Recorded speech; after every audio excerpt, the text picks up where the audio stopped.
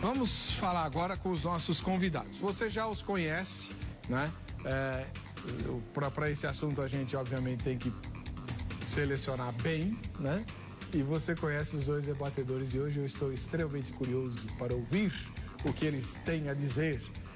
Conosco o reverendo Jorge Correia dos Santos Filho, ministro da Igreja Presbiteriana do Brasil. Ele pastoreia lá em César de Souza, na cidade de Mogi das Cruzes, além de ser capelão da Universidade Presbiteriana Mackenzie. Paz e graça, reverendo Jorge, seja bem-vindo. Paz, uma alegria estar com você, Éder, e participar desse debate. O endereço lá em Mogi? Rua João Melo Reis, número 57, César de Souza. Muito bom. Muito obrigado pela presença do senhor. Prazer, meu. Do outro lado, o bispo José Hildo Melo, presidente nacional da Igreja Metodista Livre, capelão da Faculdade de Teologia Metodista Livre e veio duas noites sem dormir, veio direto de onde o senhor estava vindo? Estava em Foz do Iguaçu. Passeando ou pastoreando? Não, supervisionando a obra, nós temos igreja lá, então estava visitando e hoje eu tive que acordar 3 horas da manhã, né, para pegar o voo que saía às 5h30, então dormi pouco, né? Tá certo. Mas tão animado aqui. Qual que é o endereço da igreja que o senhor pastoreia? Aqui em São Paulo, no bairro de Mirandópolis, ali próximo à Praça da Árvore, fica na Rua das Rosas, número 445. Rua das Rosas, número 445, e você é bem-vindo. Os cultos, o culto principal é domingo às 18 horas. Você está acostumado a assistir ao Vejam Só, você já os viu aqui debatendo, inclusive nesse formato.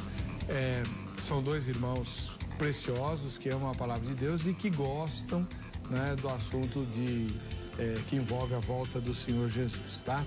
Então você vai entrar no site www.vejamsó.com.br e votar na nossa enquete.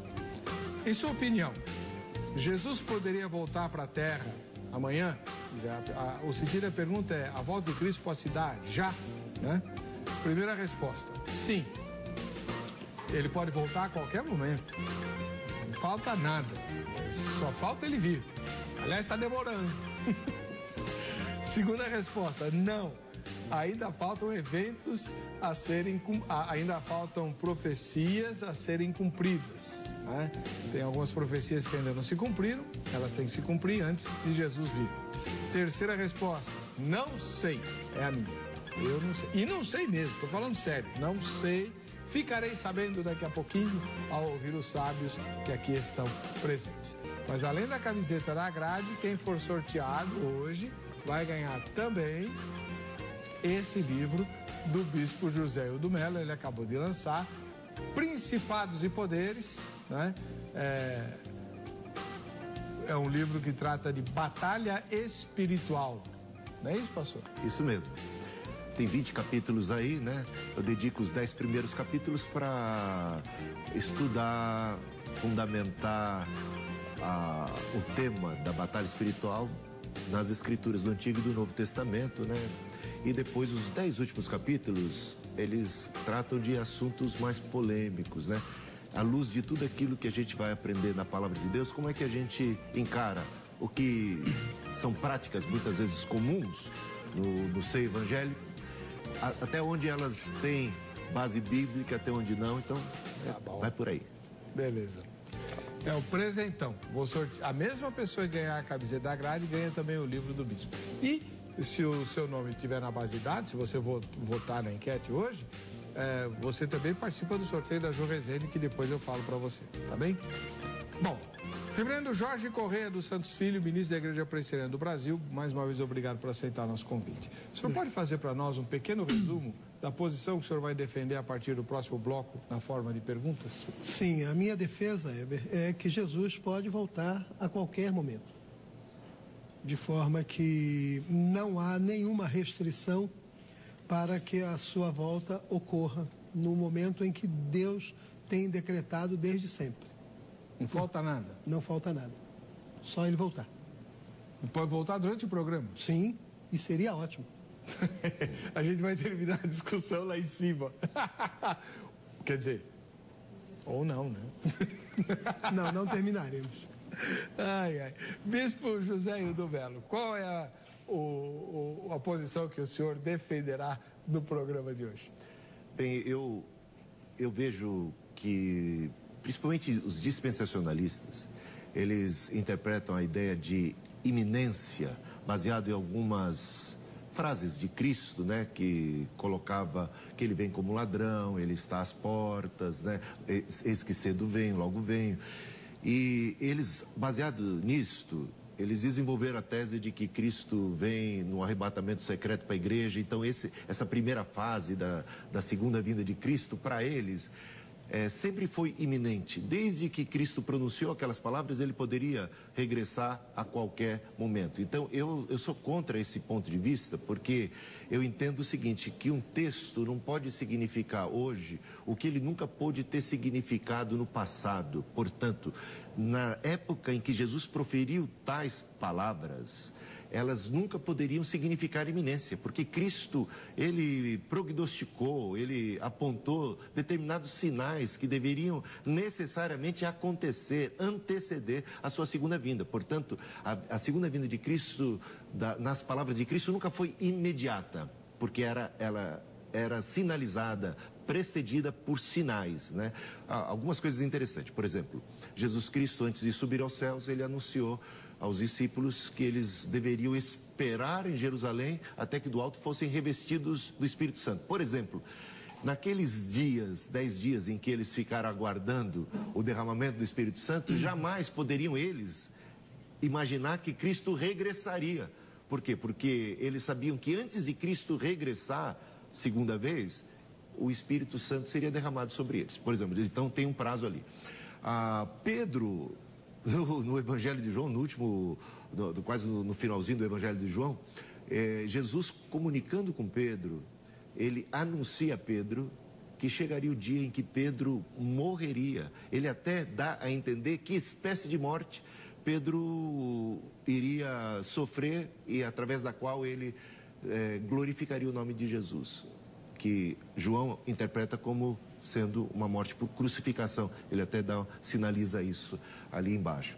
Portanto, Pedro, em toda a sua pregação de vida, jamais poderia pregar que Cristo poderia voltar a qualquer momento, porque ele sabia que antes da vinda de Cristo, ele mesmo morreria.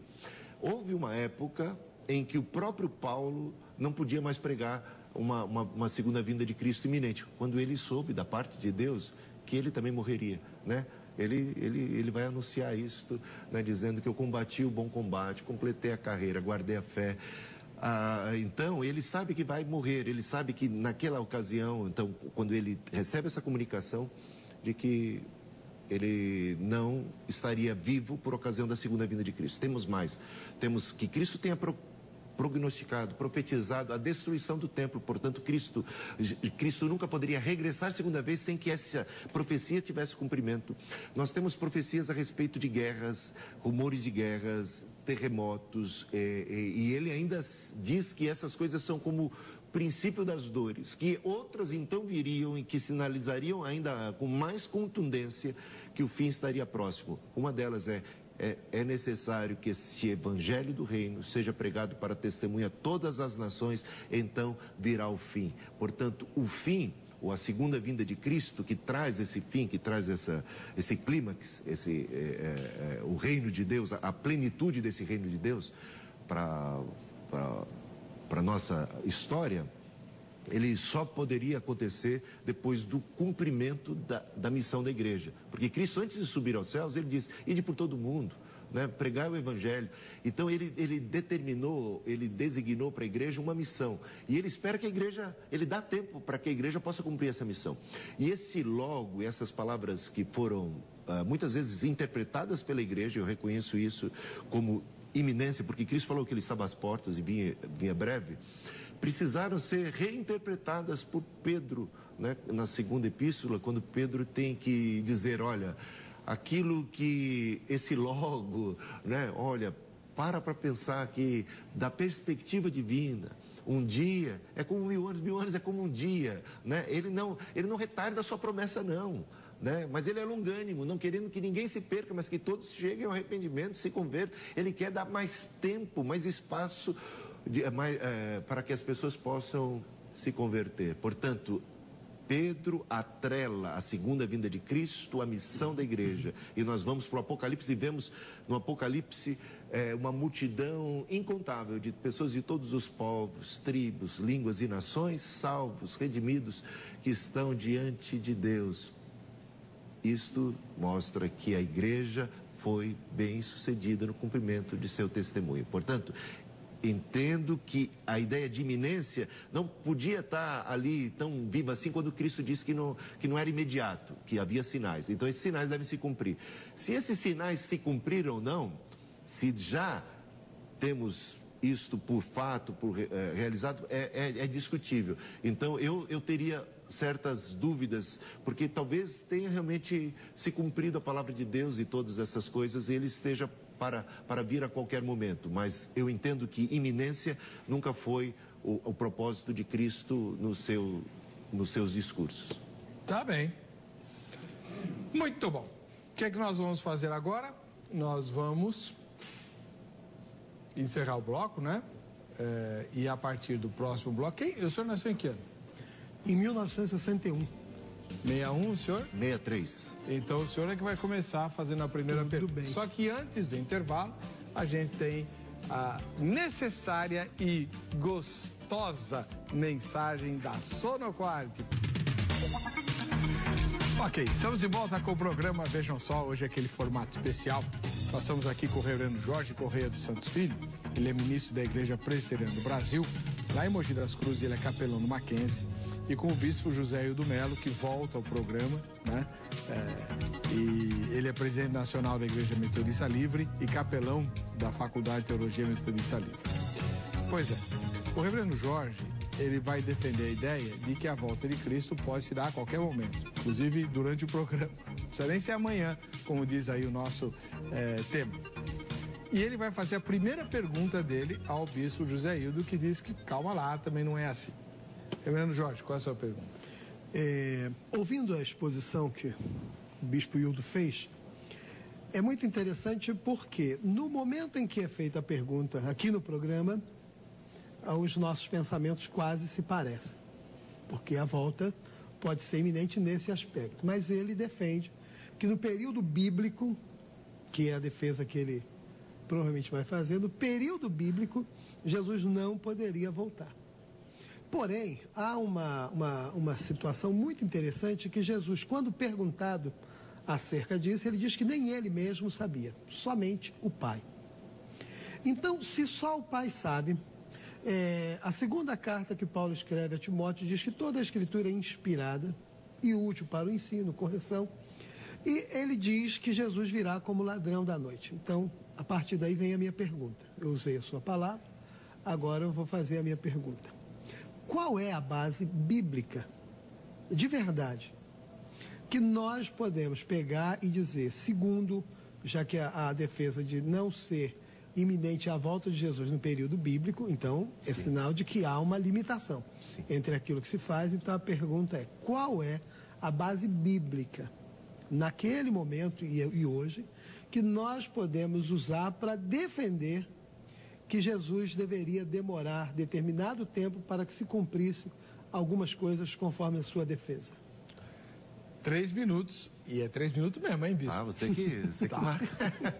Olha, é o seguinte, a base bíblica eu encontro em diversas passagens, começando pelo sermão escatológico de Jesus, registrado em Mateus 24, Marcos capítulo 13, Lucas capítulo 21.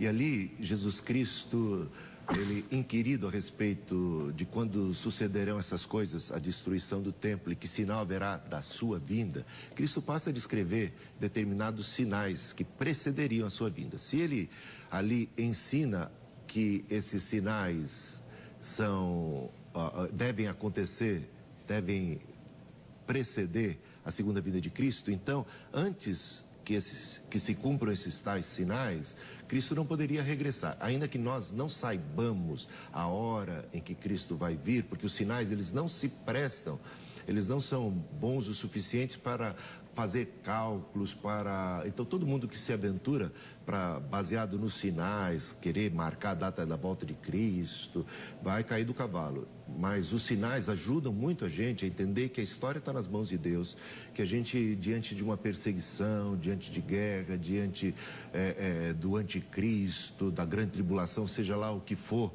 que temos que encarar, a gente não se sinta um joguete nas mãos dos homens, das circunstâncias, do mal. Essas coisas foram prognosticadas. E se existem sinais, e se o Senhor disse que coisas deveriam acontecer antes, inclusive a queda do templo, quando ele diz não vai ficar pedra sobre pedra, não poderia Cristo regressar antes do cumprimento dessa profecia, né?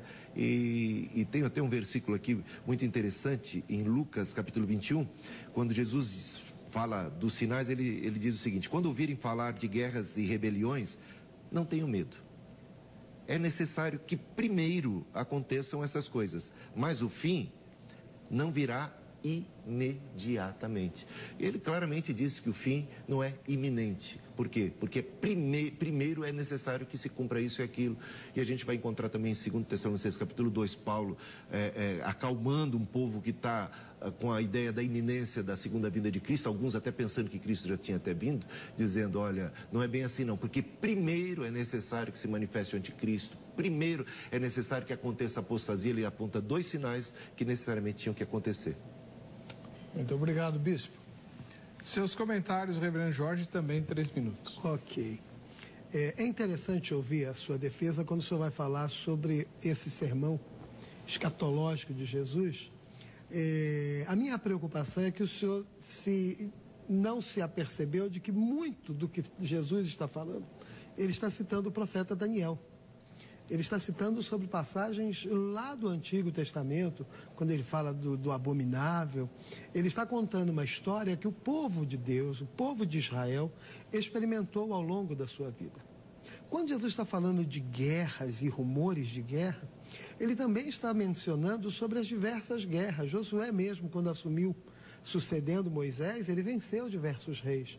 Davi foi um homem guerreiro. Israel foi aprisionado, foi levado cativo. Houve uma sucessão de guerras, houve uma sucessão de fatos baseado neste sermão. E Jesus, quando diz, olha, não é o fim, porque realmente não foi.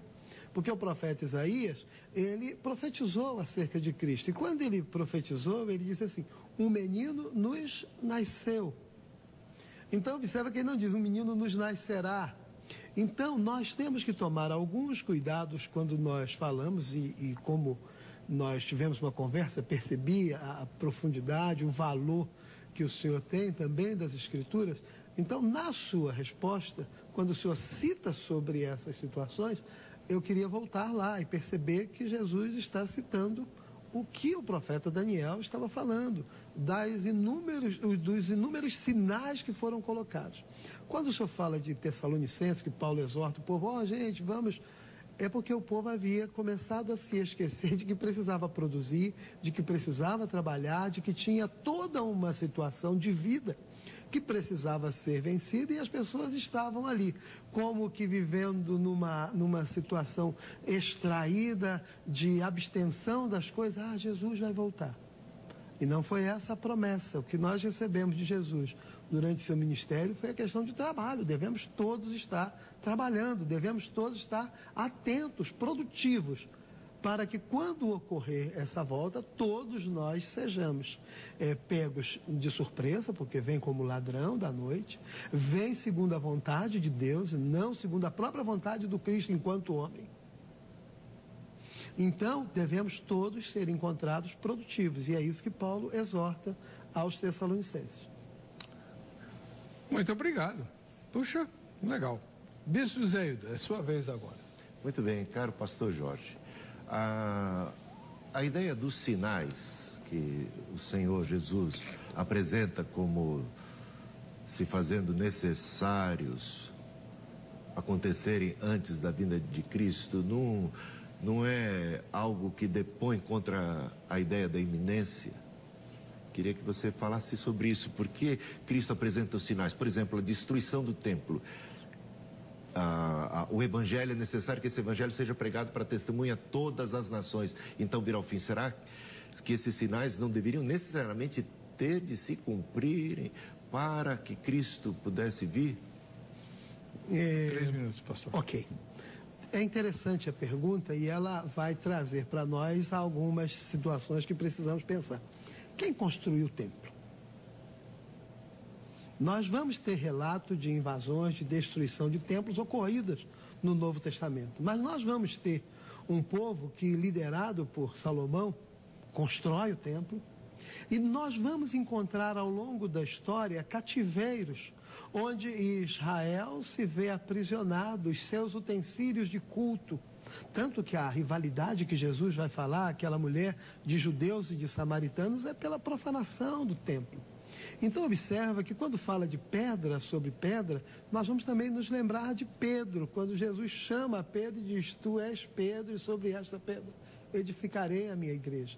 Então nós temos que pensar que é claro que não há aquela situação figurativa, alegórica da Bíblia que a gente vá se apegar. Mas nós precisamos entender algumas das palavras que Jesus diz que devem nos chamar a atenção. Jesus está dizendo: olha, a minha volta é iminente, ela pode acontecer porque o tempo e o remir todas as coisas está na vontade de Deus. Senão, nós vamos ter algumas dificuldades. Em que sentido? Quando Paulo escreve aos Gálatas, capítulo 4, versículo 4, ele diz assim: vindo, porém, à plenitude dos tempos, Deus enviou seu Filho, nascido de mulher, nascido sob a lei. Será que Isaías, quando profetizou acerca do nascimento, ele tinha a preocupação histórica de que o Império Romano deveria dominar a terra, estabelecer uma única religião, ou estabelecer um único caminho, colocar o povo na situação daquela diáspora, onde não se podia formar o local de reunião dos homens? Então observa que quando nós vemos todas essas afirmativas bíblicas, nós dizemos: tudo está na mão de Deus. Deus é o Senhor de toda a história. Deus pode muito bem realizar a sua vontade e trazer à nossa mente todas as coisas que o seu povo já havia passado. Israel experimentou falências sobre falências, teve reis ímpios que os governaram como disciplina. E estava naquele momento em que Jesus estava falando, mesmo que a sua vida, o povo estava disperso. Tanto que o Evangelho de João, ele começa com uma visão meta-histórica diferente dos outros evangelistas. Os outros evangelistas falam: estando Maria, namorada de José e tal.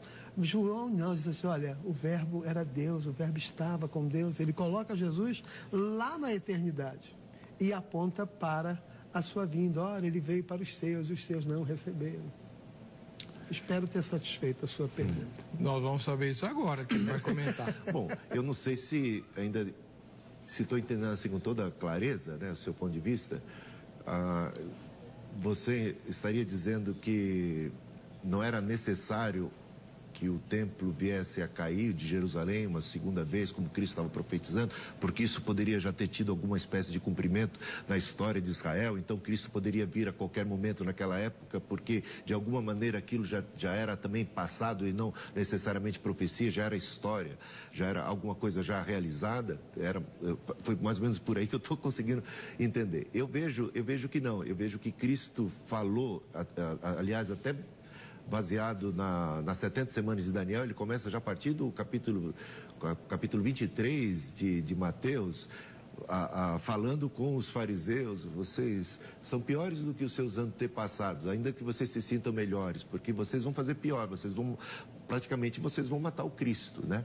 E sobre esta geração, né, vai ser requerido o sangue de todo justo inocente que foi morto, desde Abel até Zacarias e tal, e ele fala sobre aquela geração, e depois ele anuncia na sequência a destruição do templo, dizendo: está vendo essas edificações? Não vai ficar, ele aponta para o futuro, não vai ficar pedra sobre pedra. Eu entendo que os discípulos de Jesus, diante de tal profecia, entendiam claramente que isso tinha que necessariamente se cumprir antes da segunda vinda de Cristo. Portanto, antes desse cumprimento, eles jamais poderiam esperar que Cristo regressasse, né? Pedro não poderia esperar que Cristo regressasse, estando ele ainda vivo, quando Jesus tinha profetizado sobre a vida de Pedro que ele morreria.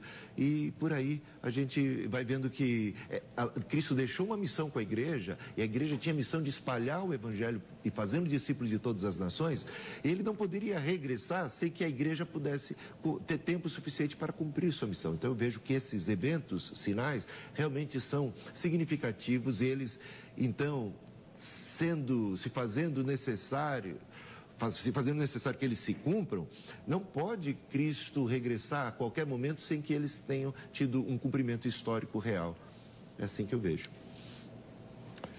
Reverendo Jorge, o senhor tem a sua segunda pergunta agora. A minha segunda pergunta. Bispo Hildo, Jesus recebe de alguns homens uma mulher pega em flagrante adultério.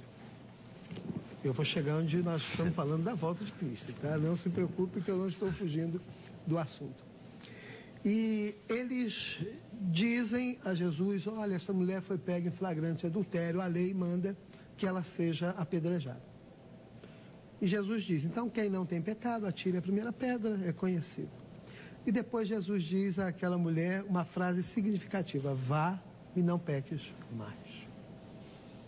Então, baseado nisso, olhando a Escritura, sabendo da falência do ser humano, nós vamos encontrar Jesus em diversos diálogos. Neste momento, nós estamos experimentando ainda a ação da revelação do Espírito, do propósito de Deus, da edificação da igreja. Então, observa que o ensino da igreja, o ensino dado pelo Espírito, a ação do Espírito, ele está dizendo, e como o senhor falou, mas pode ser história? Pode. Por que motivo? Porque a história também ensina. E o povo de Deus aprende pelos seus erros. Tanto é que a exortação do povo é que aprenda. Eu não preciso viver os erros dos meus antepassados para aprender acerca da verdade que devo viver. Então, a partir daí, olhando por esse pressuposto, qual é a autoridade final que eu tenho para dizer que Jesus estava limitado, ou a vontade de Deus estava limitado, por conta da progressão da revelação naquele momento acerca da volta de Cristo? O senhor entendeu? Bom, mais ou menos, né? Eu não tenho certeza de ter entendido perfeitamente. Eu também não. Quer que eu... Tudo bem, eu alinho. A ideia é, Jesus estava preso, e a vontade de Deus estava preso a condições dos homens ou condições históricas para a sua volta naquele momento? Olha, eu creio que não. Cristo não está preso a qualquer condição exterior. Realmente Deus é, nesse sentido, soberano. O Pai, naquela ocasião, era o que sabia realmente quando é que se daria ou se dará a segunda vinda de Cristo. E só que ele também tem capacidade de informar os seus discípulos a respeito de propósitos que ele tem antes de que a segunda vinda de Cristo aconteça. Então, quando ele diz que é necessário, né, haver guerras, rumores de guerras, terremotos, que vai acontecer isso, que vocês vão ser odiados de todas as nações, ele se volta para uma comunidade de discípulos e apóstolos e está dizendo para eles, vocês vão ser odiados de todas as nações. Portanto, sem que isso se cumpra, Cristo não poderia regressar. Eu acho que isso tem que se cumprir. O Evangelho, é necessário que primeiro esse Evangelho seja pregado para testemunho a todas as nações. Então, não é que Cristo está se limitando, ele... Na sua soberania, ele está simplesmente anunciando o que é o programa dele. O programa dele é de que antes do regresso do Senhor, a igreja possa ter tempo para evangelizar, fazer discípulos, para que no céu haja representantes salvos de todos os povos, línguas, tribos e nações. Ele é quem anunciou que aquele templo cairia, que não ficaria pedra sobre pedra. Portanto, ele não está limitado, mas se ele anuncia, é porque isso faz parte do projeto, isso faz parte do plano. E ele está informando os seus discípulos para que os seus discípulos estejam de sobreaviso. Então, há uma série de sinais, né, a respeito até do próprio anticristo, que nós deveríamos estar atentos.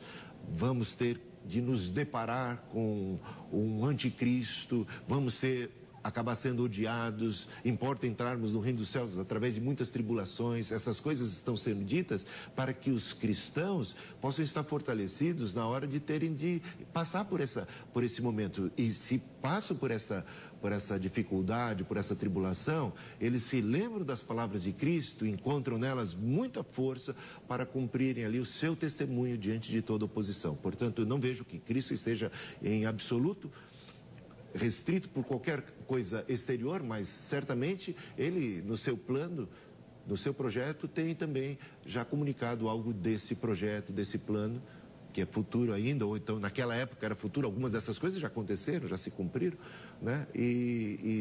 Então ele anuncia: a segunda vinda de Cristo vai acontecer depois desses sinais. Esses sinais devem acontecer antes. Agora, ele é que então estaria se autolimitando ao dizer que esses sinais devem acontecer, ou seja, porque ele propõe que assim seja. Então, isso faz parte do projeto dele, não de qualquer limitação humana. Tá, joia. O senhor pode comentar. Posso comentar? 3 minutos para o senhor. Bispo, é muito interessante a sua fala, porque ela deve necessariamente nos remeter a algumas situações. Quando perguntaram ao Senhor: Senhor, quando vai ser a sua volta? Ele disse: olha, isso não me compete saber, só o Pai sabe. Então, quando ele diz isso, de alguma forma, ele dá uma pista de que a sua revelação, ou seja, a sua proclamação, era uma proclamação que dava instrução ao povo, que orientava o povo. Quando o Senhor fala, precisava atingir povos, nações, para línguas, eu me vejo obrigado a me voltar lá para o livro do profeta Isaías, quando diz que, no capítulo 49, versículo 6, quando diz: sim, diz ele, pouco é os seres o meu servo, para tornar a trazer os remanescentes de Jacó, tal. Também te dei como luz para os gentios, para seres a minha salvação, até as extremidades da terra. Então, nós vemos na revelação dos profetas no Antigo Testamento já esse alcance deixado para Israel. E não necessariamente uma obrigatoriedade para ocorrer a partir daquele momento. Então, quando Jesus está dizendo isso, ele está olhando para a história, ele está vendo a história, ele remonta a história. É claro, a igreja teria o tempo estabelecido pelo propósito de Deus, de que os tempos se cumpririam dentro da vontade de Deus. Mas a nossa limitação, às vezes, quer nos colocar na situação de olharmos progressivamente, de olharmos para frente. É só vermos que muitas vezes, quando nós evangelizamos, nós encontramos alguém dizendo: quando eu ficar mais velho eu vou para a igreja. As pessoas acham que existe essa licença e existe essa possibilidade de nós postergarmos decisões ou pensarmos que podemos manipular ou transigir a vontade de Deus. Jesus diz claramente: isso não me compete. Eu não vou responder definitivamente isso, porque isso está na vontade do meu Pai. Então observa que se Jesus diz isso e depois nós começamos a idealizar e dizendo: olha, ele diz que tem que ter isso, que tem que ter aquilo outro. Quando o senhor falou da grande comissão, o senhor citou isso 2 vezes. Sim. A grande comissão é um verbo muito interessante do grego, que ele tem uma conotação que nós às vezes não temos na nossa língua. Nós até idealizamos, mas nós não temos a sua ação. O ide por todo mundo é uma ideia de que a cada passo em que você dá, você está evangelizando. E onde quer que a planta do seu pé toque, você tem que necessariamente ir fazendo discípulo. É o mesmo princípio da dominação da terra com Josué. Quando diz: olha, onde tocar a planta do teu pé, isso é teu. Então, nós temos que olhar para a Escritura, onde nós temos o relato da Escritura se complementando e acontecendo com a igreja, muitas vezes semelhante ao que ocorre com o povo no passado. Desculpa eu ter extrapolado. Tá ótimo. Vocês estão muito bem comportados hoje. Bispo, o senhor tem agora a sua segunda pergunta. Muito bem. Em 2 Tessalonicenses capítulo 2... Paulo está tratando exatamente da questão da iminência, porque possivelmente por conta do que ele falou na primeira epístola, no capítulo 5, muitos ficaram, com a ideia de que Cristo estaria para voltar a qualquer momento. Chegou-se até ao ponto de ter gente dizendo que Cristo já tinha vindo, né? E havia muita ansiedade, muita perturbação. O ambiente estava conturbado por causa da ideia da própria iminência.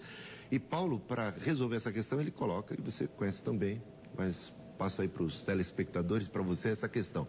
Lembrando as palavras de Paulo, ele diz assim: olha, a respeito da segunda vinda de Cristo e da nossa reunião com Ele, não quero que vocês se turbem, quer por palavra, epístola, como se procedesse de nós, né? Julgando que o dia já tenha chegado, porque não será assim, o dia do Senhor não virá sem que primeiro aconteça a apostasia e se manifeste o filho da perdição, e fala ali do anticristo. Ele coloca dois sinais fortíssimos que teriam necessariamente de acontecer antes da segunda vinda de Cristo. Portanto, apostasia e o abominável da desolação, ou digamos assim, o anticristo. E como é que você interpreta isso? Não teria essas duas coisas terem que acontecer necessariamente antes da segunda vinda de Cristo? Sim. 3 minutos. Ok. Lucas, quando escreve o livro de Atos dos Apóstolos, que registra a história, que é muito interessante, ele fala acerca dos presbíteros que são chamados e que devem pastorear o rebanho e como devem fazê-lo, e Pedro vai fazer isso. Paulo, quando escreve a segunda carta aos Coríntios, Paulo defende firmemente o seu apostolado. Paulo defende firmemente a entrada de homens que vão perturbar a igreja. Paulo, escrevendo aos Gálatas, diz assim: gente, vocês estão passando muito rápido do evangelho. Então nós vamos encontrar diversas afirmativas na Escritura falando de apostasia, falando de situações de que a igreja estava sendo assolada. Ele diz: olha, penetrarão homens que vão devorar vocês depois da minha saída. Então, o que acontece? Paulo está exortando de forma particular os Tessalonicenses, porque eles estavam como aqueles lá que estavam no monte com Jesus e viram ser assunto aos céus, como o Weber disse no começo, de forma que hoje falou: gente, vamos viver, vai voltar do mesmo jeito que vocês viram subir, ele vai descer, mas vão e vivam, porque há serviço a fazer. Nós vamos ver Jesus exortando aquelas duas irmãs de Lázaro, de que uma se envolveu com o melhor, que era estar aos seus pés, e a outra em muitos afazeres. Então, a ideia de trabalho é uma ideia necessária para a vida da igreja, uma ideia de vigilância, é uma ideia de que a igreja precisa ser ensinada em todo o tempo. Ainda hoje, como pastor, quando eu ensino as ovelhas que Deus me concede lá na igreja, eu ensino que eles vivam diligentemente hoje, atentamente, buscando santidade, buscando santificação, vivendo em reverência, mesmo sabendo que na cruz levou Jesus todos os nossos pecados. Então observa que esta exortação e essa necessidade de diligência, de vigilância, o apóstolo tinha que pregar. Ainda que Jesus voltasse naquele exato momento, a igreja deveria estar vigilante, a igreja deveria estar atenta. E os Tessalonicenses, aparentemente, eles tinham alguma dificuldade de entender que eles precisavam estar produtivos para a volta de Cristo. Eu não posso perder a oportunidade de falar de Cristo, eu não posso perder a oportunidade de falar das coisas do céu, das coisas da vontade de Deus, em detrimento à espera de Cristo. Eu estou esperando que eu vou viver uma vida contemplativa. Eu vou parar aqui agora, já que eu sou eleito, Cristo já habita em mim através do Espírito, então eu vou viver aqui. Não, é uma exortação de que a coisa tem que ser lutada, elaborada todos os dias. Muito bem. Sua réplica, bispo. Então, eu vejo que se Paulo está dizendo que a segunda vinda de Cristo precisa ser necessariamente precedida, e no caso por esses dois sinais, a apostasia e a manifestação desse iníquo, ele não está apresentando nada novo, ele está olhando para a profecia de Jesus Cristo lá, quando diz que nos últimos dias, por se multiplicar a iniquidade, o amor de quase todos, em algumas versões até de todos, se esfriará, né? Ou seja, a apostasia está ali sendo retratada. E Paulo está dizendo, olha, essa apostasia tem que acontecer, ainda não aconteceu, calma lá, não fica pensando que Cristo já veio ou que ele está para vir a qualquer momento. Não vai vir a qualquer momento, não vai vir imediatamente, porque precisa acontecer o cumprimento dessa profecia de Jesus Cristo, que é a apostasia. E ele fala do abominável da desolação, no caso, nas palavras de Paulo, desse iníquo que se opõe, sim, se levanta tudo que se chama Deus. E nós sabemos que essa passagem se cumpre, né, no ano 70 da era cristã, com o general Tito. Então, as palavras de Cristo acabaram cumprindo-se ipsis literis ali. E tanto Paulo como os evangelhos sinóticos, Mateus, Marcos, Lucas e Mateus, Marcos e Lucas, os três foram escritos antes de 70. Portanto, todos eles, com muito detalhe, apontam para essa profecia. Tinham essa expectativa de que isso realmente deveria se cumprir. É interessante que o Evangelho de João, que vem depois, o Apocalipse, que também é escrito posteriormente, nada mencione mais sobre um tal de abominável da desolação que vai destruir Jerusalém, porque isso para ele já era passado, isso para ele já era história. Mas vamos ver nas epístolas de João e vamos ver no Apocalipse uma referência a um tal de anticristo. Muda o cenário, já perseguição. Então parece que João consegue receber de Cristo a revelação de que também ali no sermão profético de Jesus nós temos que vocês serão odiados de todas as nações, portanto, por causa do meu nome. Ali a gente já vê que a igreja seria perseguida, que o servo não é maior do que o seu senhor. Se perseguir o Senhor, vão perseguir também os servos. E vemos no livro de Apocalipse já referência a uma grande tribulação de caráter universal, que não tem mais nada a ver com Jerusalém. E isso também como algo que podemos enxergar no decorrer de toda a história da igreja. E por que não imaginar também que quanto mais nos aproximamos do fim, parece que a luta vai ficar cada vez mais renhida. Satanás será solto, digamos assim, sabendo que pouco tempo lhe resta e haverá aquilo que nós podemos entender, uma guerra do Armagedon, uma grande batalha que vai ser dissipada com a segunda vinda de Cristo, que com o sopro de sua boca destruirá o inimigo. Então eu faço essa leitura, interpreto esses textos como profecias que precisam necessariamente se cumprir, alguma delas já se cumpriram e outras ainda talvez estejam por vir. Muito bem, cada um dos dois fez duas perguntas, vamos para o intervalo, na volta eles farão mais uma e as comentarão. De volta para o programa Vejam Só, olha, você pode nos ajudar a fazer o programa melhor, hein? É só você entrar no site vejamsó.com.br ou então no Twitter, né, @programa Vejam Só, ou no Facebook, que é /programa Vejam Só. Lá você pode fazer críticas, mandar sugestão de convidados, sugestão de temas. Se a sua sugestão for pautada, você ganha presente da produção, tá bem? Sem sorteio. Faça isso, nos ajude. Nós estamos hoje discutindo se Jesus poderia voltar amanhã ou se ainda faltam profecias para serem cumpridas antes. E é a vez agora do reverendo Jorge Corrêa dos Santos Filho, ministro da Igreja Presbiteriana.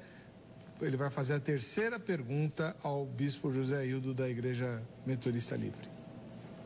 Bispo Hildo, no Evangelho de João, capítulo 19, versículo 30, Jesus diz assim: está consumado.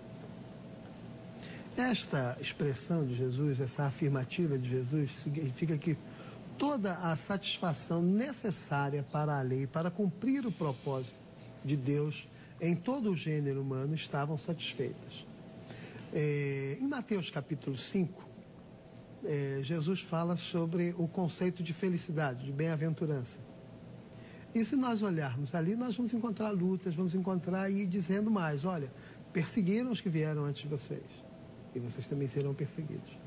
No livro do Apocalipse, nós vamos encontrar, lá no capítulo 11 ao capítulo 13, a questão da besta que emerge do mar e todas essas situações. Se nós olharmos para a história de Israel, se nós olharmos para a história do povo de Deus, enquanto a igreja estiver na terra cumprindo o seu propósito, nós vamos sempre encontrar as verdades reveladas pelo Senhor ocorrendo no meio da igreja, no seio da igreja. Então, baseado nisso, e baseado no que Jesus diz, está consumado, quando ele estava pronto para render o Espírito, qual a dificuldade? Qual a dificuldade nós teríamos de entender que todo o cenário estava pronto para a volta do Senhor, a partir do momento de que todas as necessidades estavam satisfeitas? 3 minutos, bispo. Olha, ele realmente disse que estava consumado. Mas se tivesse consumado no sentido de que não teria necessariamente nada mais para acontecer, ele não precisaria nem ter ido. Mas você tem que convir comigo que se tivesse realmente consumado, ele não precisaria nem ter ido. Então, tudo estaria realizado já por ocasião da sua primeira vinda. Agora, ele diz já para os apóstolos que era necessário que ele partisse para que o Espírito Santo pudesse ser derramado sobre a igreja. Por quê? Porque no propósito divino, Deus contava com o derramar do Espírito Santo sobre a igreja para que a igreja pudesse cumprir um papel nesse plano de Deus, do reino de Deus, que é descrito como uma pequena semente de mostarda que cresce e se desenvolve.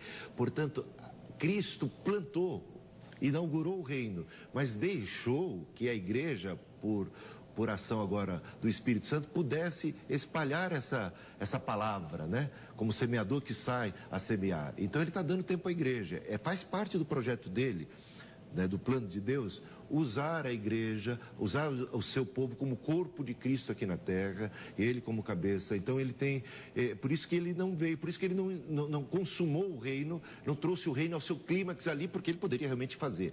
Eu concordo que por ocasião da primeira vinda de Cristo, ele venceu Satanás, despojou principados e potestades, os expôs, né, ao ridículo ali na cruz. Ele triunfou sobre eles. Isso já está consumado. Por isso, em Cristo, nós já somos mais do que vencedores. Ele já venceu. Mas aquela foi a batalha decisiva.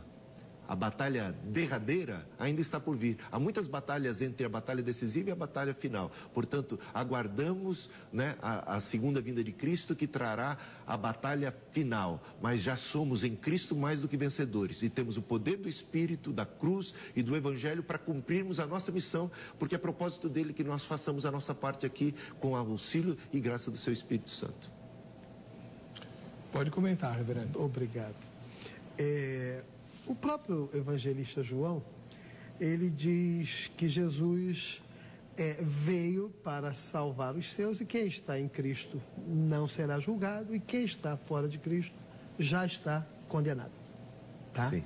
Então, o que acontece, e que é muito interessante nós percebermos nisso. Quando Jesus diz está consumado, que foi onde eu coloquei a pergunta para o senhor, ele diz assim: estão satisfeitas comigo aqui na cruz todas as necessidades da lei para que se cumprisse.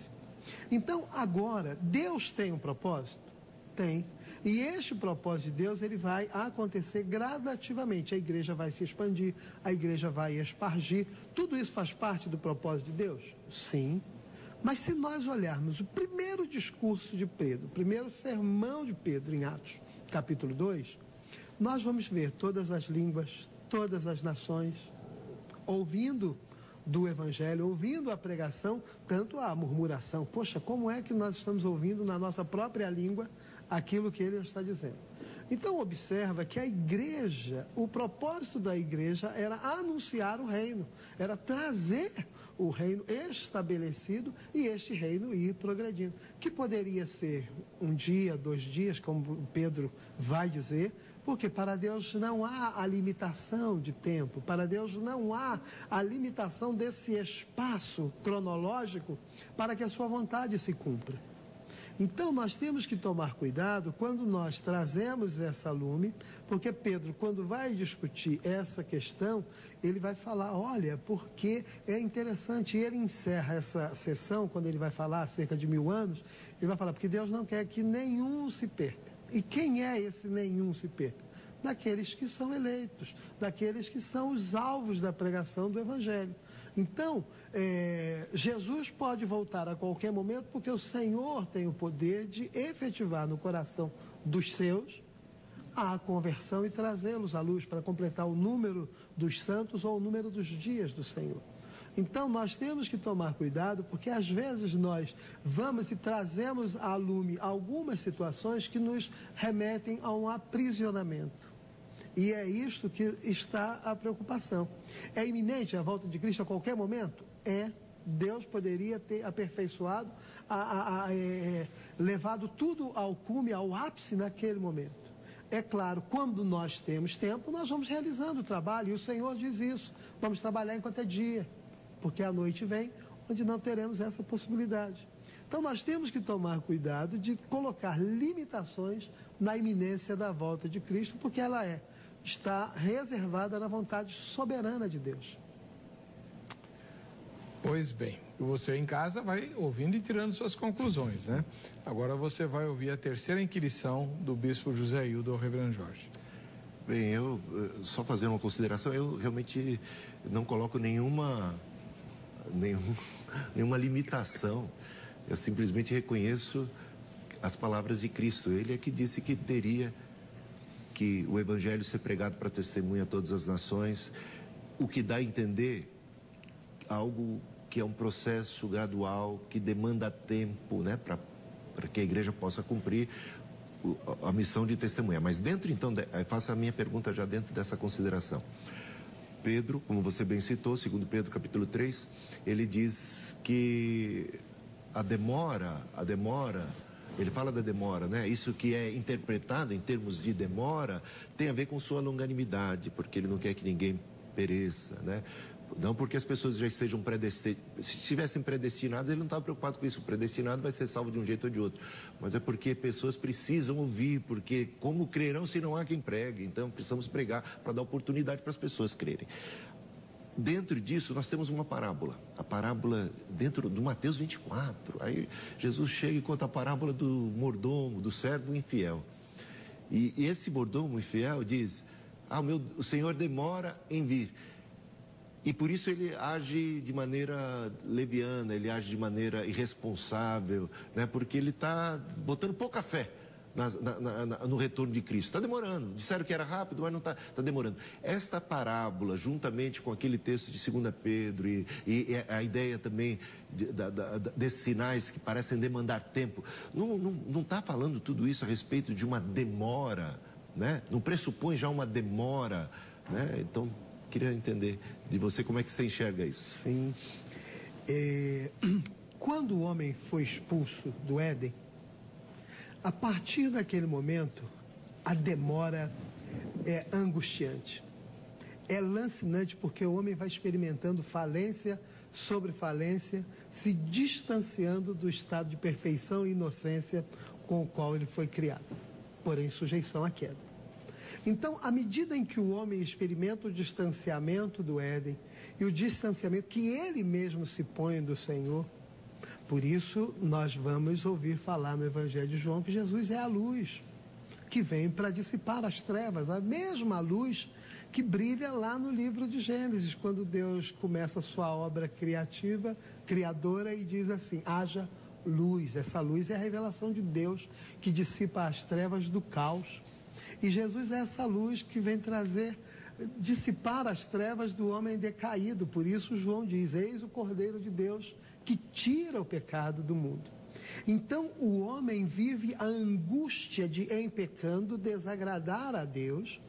E isto verdadeiramente deve causar um infortúnio enorme do homem.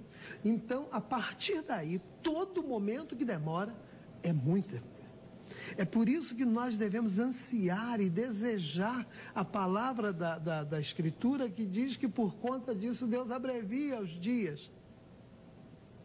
Então a angústia do pecado é tamanha e deve produzir um sentimento nosso de que cada momento que nós passamos aqui, decaídos, depravados, experimentando falência, pecando, desagradando a Deus, vivendo em oposição uns aos outros, em muitas ações vivendo como inimigos de Deus, então realmente é muito tempo, então é demora.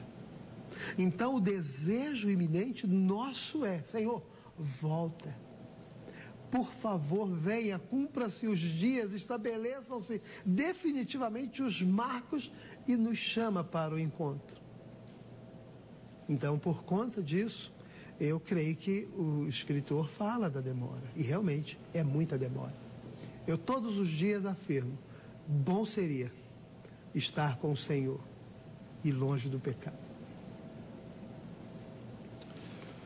Suas considerações, bispo. Então, na minha interpretação, a demora tem a ver com os sinais que Cristo disse que teriam de se cumprir necessariamente antes do fim.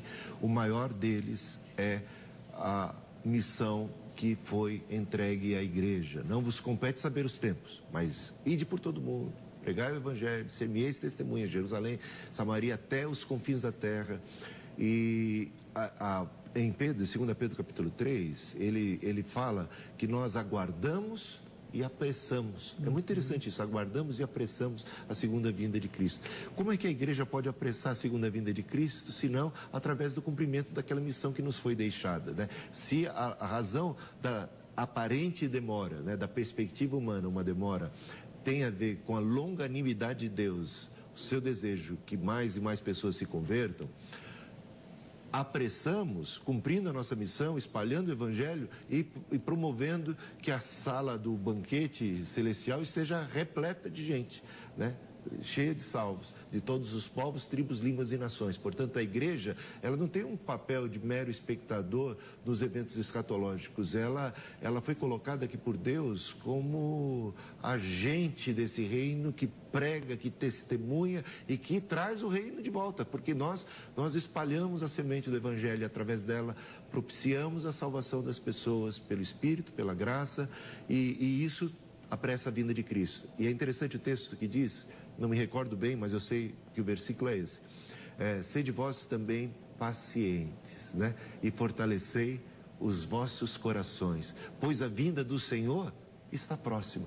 A ideia da proximidade da vinda de Cristo combinada com a ideia de paciência, que parece não fazer muito sentido, parece que a paciência tem muito mais a ver com a demora, né? Mas veja que essas coisas parecem se combinar de um jeito que a gente às vezes não consegue entender muito bem. É exigido de nós paciência, perseverança e vigilância, cumprindo a nossa missão, na expectativa de que a vinda está próxima, né? É isso aí. Muito bem.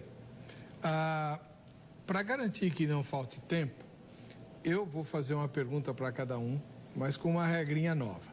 Eu vou perguntar para o senhor e o bispo Hildo comenta a sua resposta. Tudo bem. Aí eu pergunto para ele e o senhor comenta a resposta dele. Só não vale comentar a minha pergunta. Tudo bem. É um jeito de você se livrar. É, claro. A resposta e a réplica e o comentário tem 3 minutos. Tudo bem. Tá?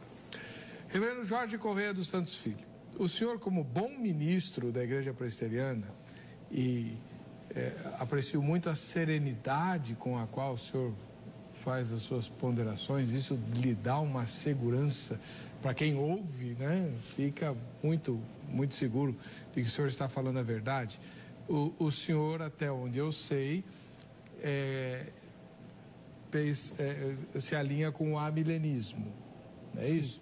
Então, por essa visão, quando Jesus voltar, ele não vai reinar, ele já está reinando. Então, quando Jesus voltar, vai se implantar o tribunal, o juízo final, com a separação definitiva entre salvos e perdidos, os salvos na Nova Jerusalém e os perdidos no lago que arde com fogo e enxofre.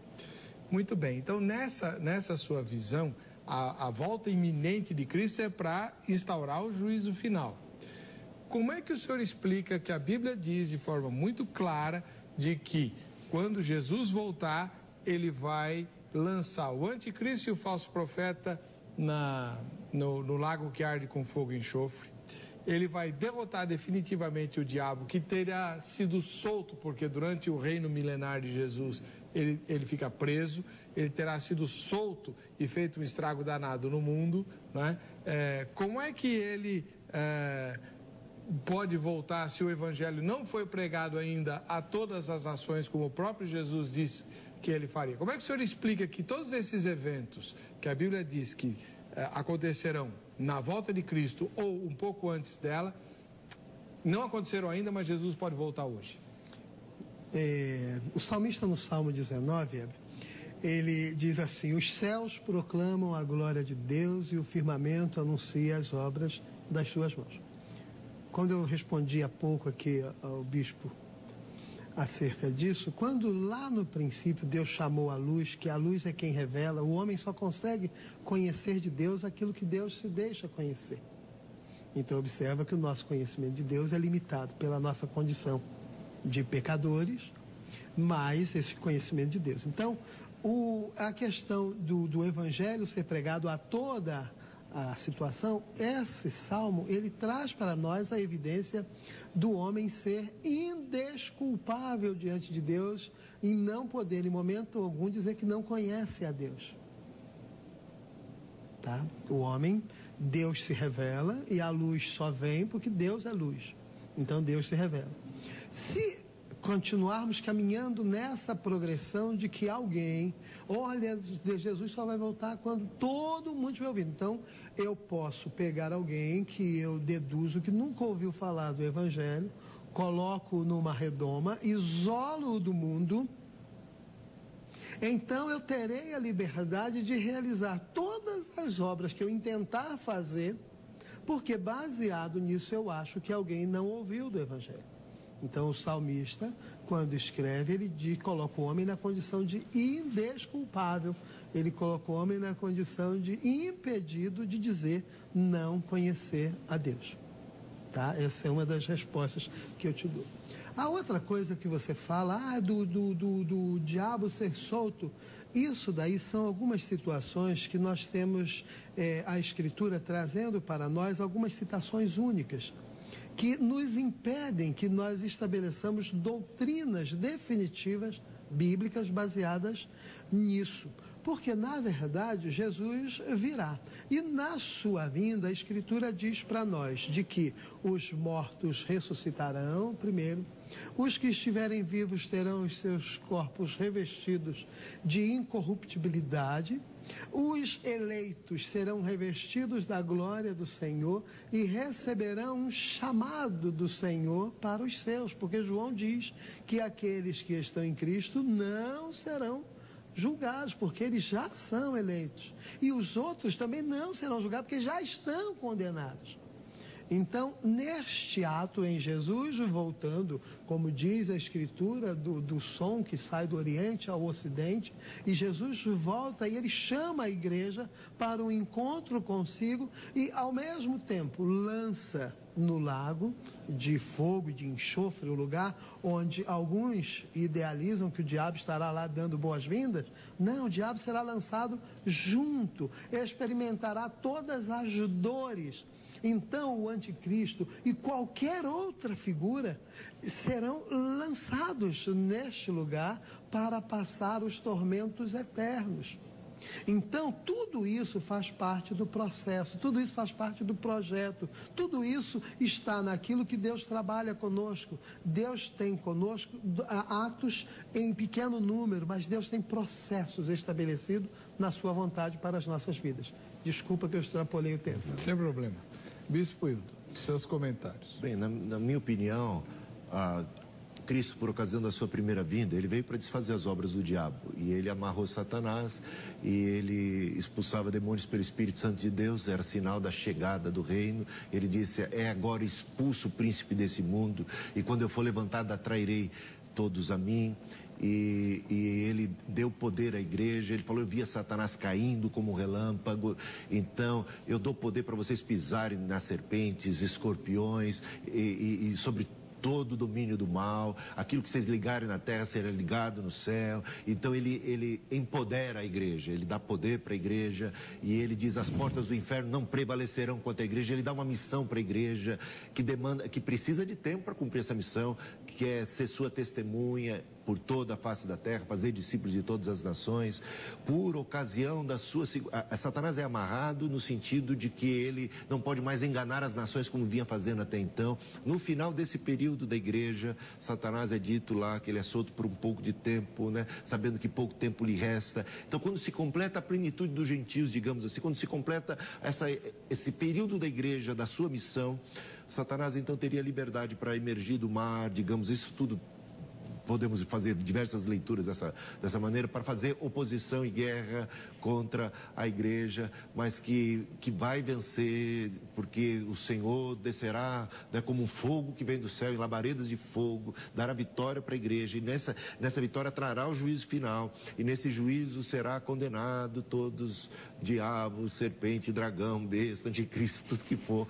Então é assim que realmente eu vejo. Portanto, eu vejo a necessidade de, antes da segunda vinda de Cristo, de se cumprirem exatamente as palavras de Cristo que ele disse que teriam de se cumprir, sinais que precederiam a sua vinda, dentre eles o cumprimento da missão da igreja, de fazer discípulos de todas as nações, porque é necessário que primeiro esse evangelho seja anunciado para testemunhar todas as nações, então virá o fim, e a igreja tem recebido poder, a graça do Espírito para cumprir a sua missão. E nesse sentido, Satanás está amarrado, não pode impedir a igreja triunfa e vence. E quando é que ele vai ser solto? Eu diria, num certo sentido, é claro que ele não está amarrado, como você pode bem ver.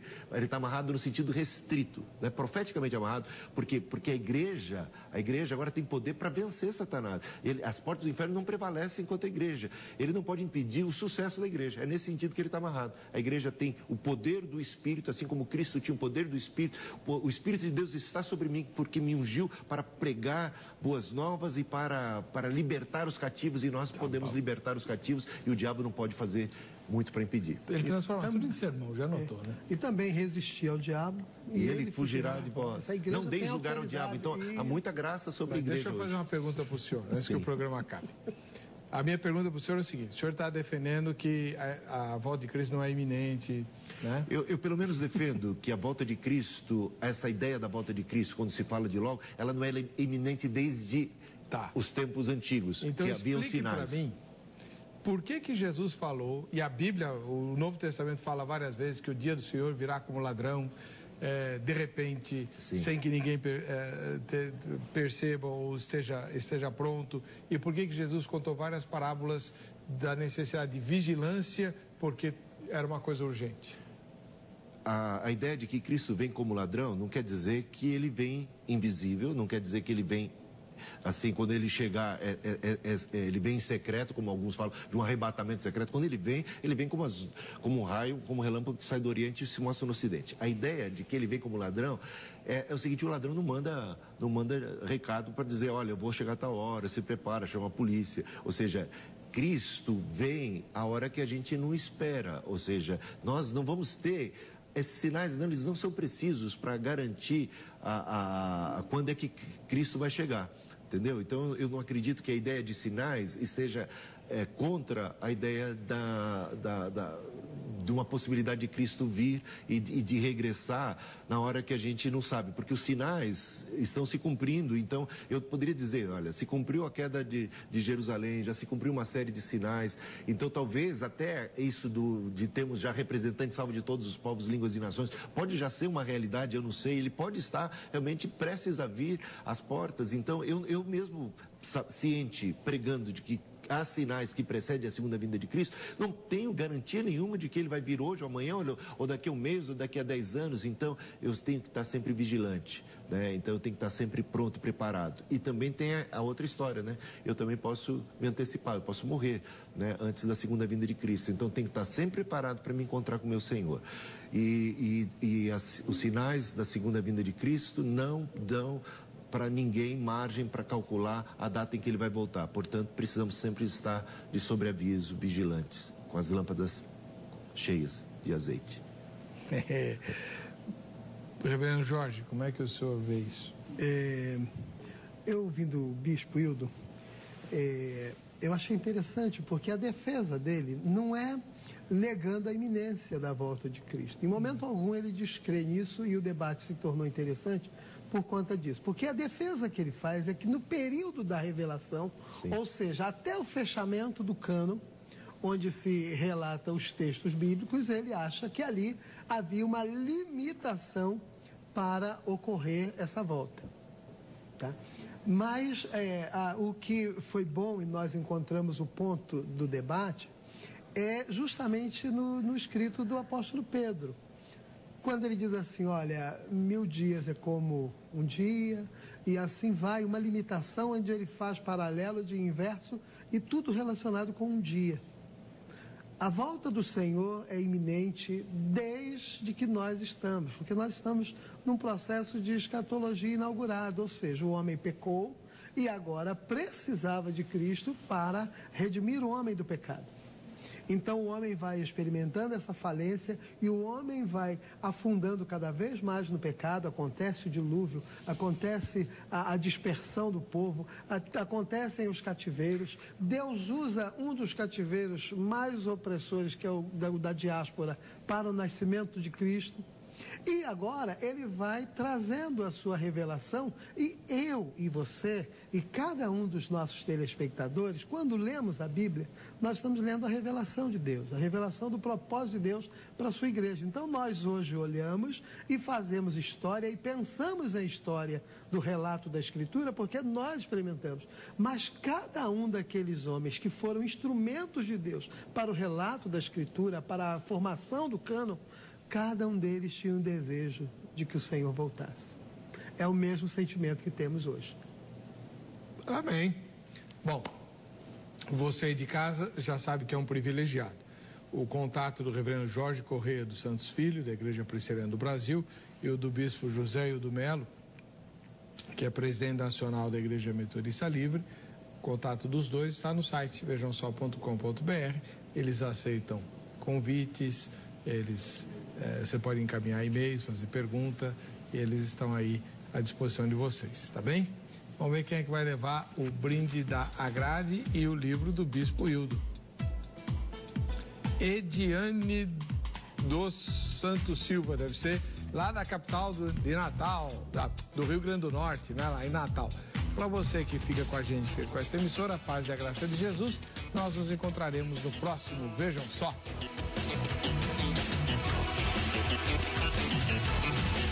Thank you.